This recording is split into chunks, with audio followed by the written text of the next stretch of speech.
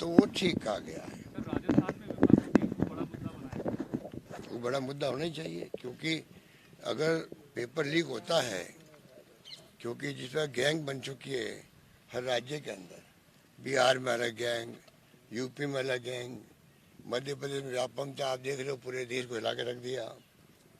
कई राज्यों में गैंग बन चुकी है, और वो अलग बात है गैंगें क्यों बन रही है। वही देश में हालात जो है बेरोजगारी का है, नौकरी के लिए तरस रहे लोग, और इसमें फिर करप्शन हो रहा है बहुत भयंकर।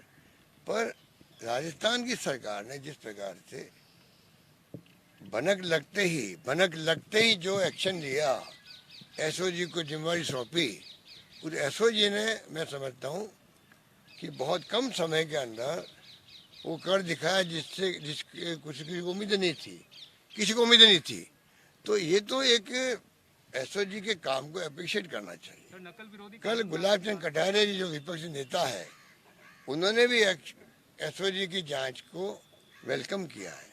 तो मैं समझता हूँ कि थोड़ा इंतजार करें, क्योंकि हमने भी एक्शन किए हैं, चाहे वो क्रिमिनल नेग्लिजेंसी थी, आपराधिक लापरवाही भी बड़ा जुल्म होता है।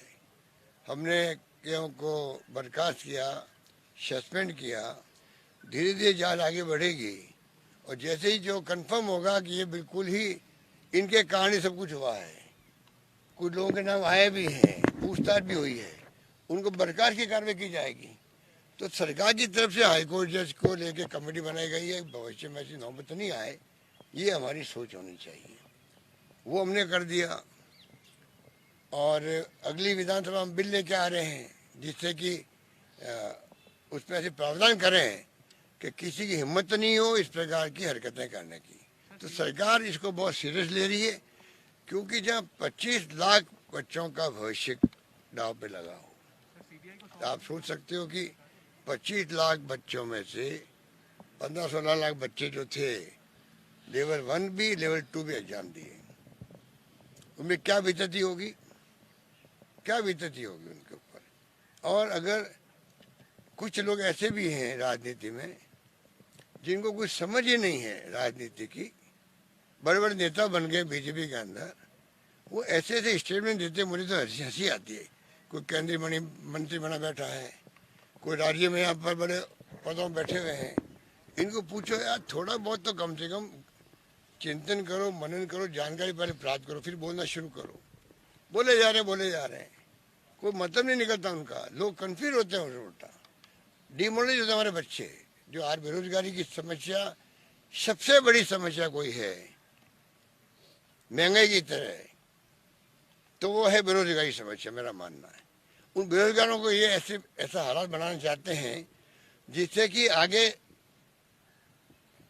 आपके जो है भर्तियां रुक जाए इसी बहाने, और भर्ती बहुत लंबे समय तक हो ही नहीं। पहले भी देख रहे हो आप लोग, 2 साल 3 साल 4 साल भर्तियां देरी से हो रही है राजस्थान के अंदर, आरपीएससी के भी।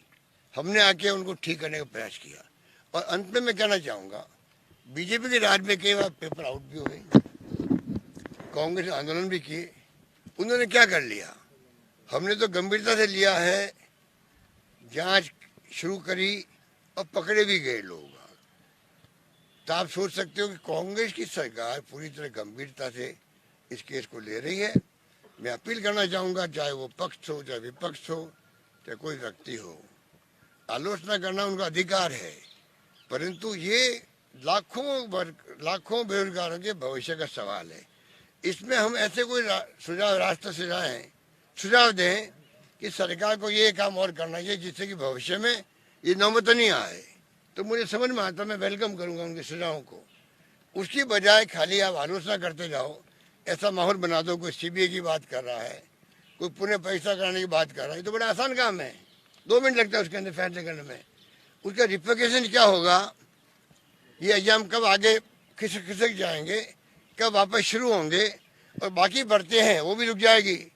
तो एक तरफ हमने 1 लाख से अधिक लोगों को नौकरी दे दी है, 90,000 के आसपास नौकरी चल रही है, क्या उन नौकरी रोक दें हम लोग? ये कोई सोच नहीं पा रहा और आलोचना किए जा रहे हैं। गहलोत साहब, डीपी जरौली की बर्खास्तगी बड़ा कदम माना जा रहा है, आगे और भी उच्च अधिकारियों की बर्खास्तगी हो सकती है? देखिए बात इसमें कोई व्यक्ति विशेष की बात नहीं है। आपराधिक लापरवाही भी बहुत बड़ा कारण होता है। हमने ये प्रयास किया है कि जिसने जिसकी हर गलती कीमत मांगती, मैंने बहुत पहले कहा था। 20 साल पहले मैं पहली बार मुख्यमंत्री बना तो मैंने इस सेंटेंस को इंडिया टुडे ने कोट भी किया था। मैं फिर रिपीट करना चाहता हूँ, हर व्यक्ति की जिंदगी में हर गलती कीमत मांगती है, हर क्षेत्र में, और इसलिए जिसने गलती की उसको कीमत चुकानी पड़ेगी।